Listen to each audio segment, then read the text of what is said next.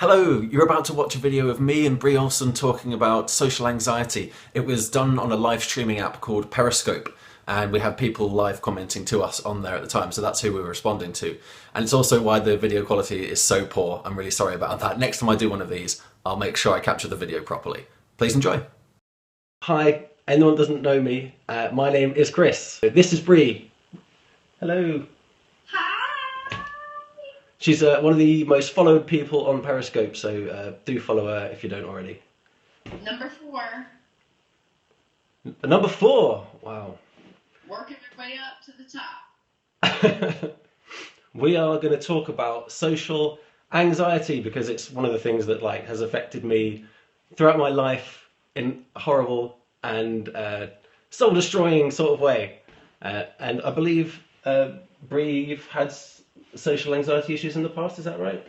So much social anxiety. How has social anxiety affected you, Bree? Gosh, I had a lot of social anxiety all growing up, and then it wasn't until I got into the adult industry and I had a camera on me for the first time and I was allowed to be someone else, then I wasn't scared. Like, Bree was not scared like how Rachel is scared, because Bree's a persona. So if Bree were to trip and fall, or if Bree stuttered over her words, then it didn't affect anything. So it's very different. And then people have asked me before, well, who are you on Periscope? Are you Rachel or are you Bree? And I try to just be myself as much as possible, but sometimes I feel like maybe I switch into Bree. And I've been talking to a psychologist that watches me, and she's on the East Coast, and she sends me emails, and she says it's very interesting to see you switch out of each one. When you feel more comfortable, you're Rachel, and then when you get a lot of anxiety about certain things, you might turn into Bree. So yeah, it's been a very interesting ride for me. Right, okay. And so, so I guess you've had to put up a front in order to, is that to protect yourself in some sort of way, do you think, or? Yeah, definitely. I didn't even expect, I didn't mean to create this alter ego, so to speak. It just happened as a natural defense mechanism.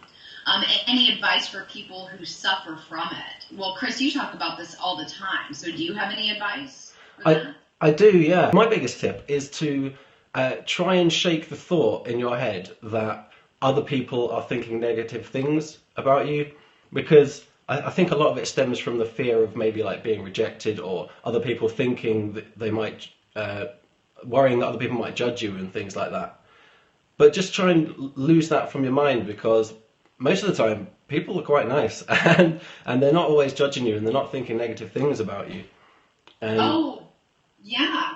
Sorry, I didn't mean to step on you, Chris. I have another great piece of advice is that it's very important to keep in mind that we are just a walk-on part on everyone else's play. Everyone is so stuck in their own minds. So when I walk into a restaurant, I would have so much anxiety, oh my gosh, everyone is looking at me. What are they thinking about me?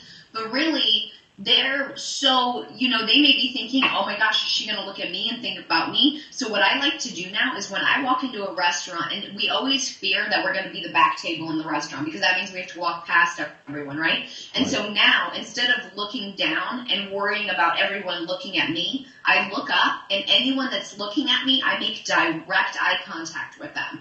And it's such an awesome power play, because they immediately drop their eyes down. And then if they don't, it's even more interesting, because then we hold this eye contact, and just for this brief moment in time, I have a connection with a complete stranger that I'll never have or see again. And so that's a very interesting thing as well to experience. That is, yeah. Actually, that's a good point. With eye contact, I find eye contact quite difficult. Even if I'm just talking to someone, I'll have to take a quick break from eye contact, so I can't stare them out. Do you know what I mean? I'll have to quickly turn away and then come back to it, because I start feeling a bit anxious about that. I feel like by holding their eye contact, I'm being sort of intrusive on their personal space, when that's not necessarily the case. I like to do it. I just like to eye fuck the shit out of people. Make them feel uncomfortable. you like to make them feel uncomfortable? Yeah, because then it makes me, and I know that some of this is kind of cheating, you guys, in a way, but the more you can make the other person feel uncomfortable, then you're not focused on yourself being uncomfortable. How's bullying affected you, Bree? I mean, I deal with bullying every day, but mine is cyberbullying, so it's a bit different. But I definitely deal with discrimination on sets. You know, when I go on, I do a lot of YouTube collabs and stuff like that. And usually it's only one person that wanted me there, and the rest of the crew and cast is like, oh God, this ex-porn star. And I can feel that vibe. But what I like to do, because see, when you get older, bullying is more passive-aggressive. It's not so much like throwing stones and tomatoes. But so when you get older, you can just feel the negative energy. And what I like to do is prove people wrong. And I like to go right up to them and talk with them. And then I like to leave knowing that I completely changed their impression of me. Someone said that they can't even leave their house. They have so much anxiety. And my suggestion to that would be, even if it's just the smallest steps, like if you can just go out into your yard, just go out into your yard and walk around your yard. Just tell yourself, and don't say, oh, I'm going to do it tomorrow. Like literally, as soon as you think about the fact that you don't leave your house, just put on, you don't have to put on anything nice, just put on your sweatpants and flip-flops and walk out into your yard and just go out there and just make yourself be out there for like 10 minutes that day. And just start baby steps. You don't have to go anywhere. Burskiz says, where did I meet Bree? I haven't met Bree, we're just Skyping. Well, that's the same meeting on internet land is the same thing now. Yeah, I guess so. I saw a really good Tumblr post, you guys. Someone said, my mom said to stop talking to strangers on the internet. And I said, well, there goes all my friends. Yeah, It's such a 2015, you know, like, it's like people before the internet don't understand, like, how important and real it is. People say it's not real world. Yes, it is. Here we are. This is our life. We're doing this right now. Any tips for general anxiety, how to reduce physical anxiety on the spot?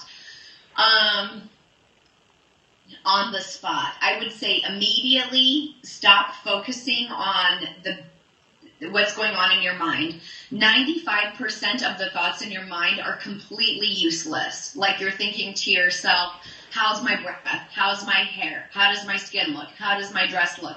Those are just worrying thoughts. You're not thinking in the moment, and you need to refocus those thoughts and put them outwards onto whatever you're concentrating on. So if that person is talking, just start really listening and paying attention to what the person is saying instead of thinking about yourself and all of these inward thoughts that in your inner dialogue that you have going on within yourself. That's an instant relief right there. Well, I'll end the scope there. Thanks so much for joining us, and thank you, Bree, for joining me too.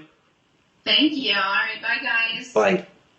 Thank you so much for watching. If you enjoyed that, you might also enjoy the comedy sketches that I make based on social anxiety. So if you want to see those, click the video now. I'll give you a few seconds to do that. A few awkward seconds.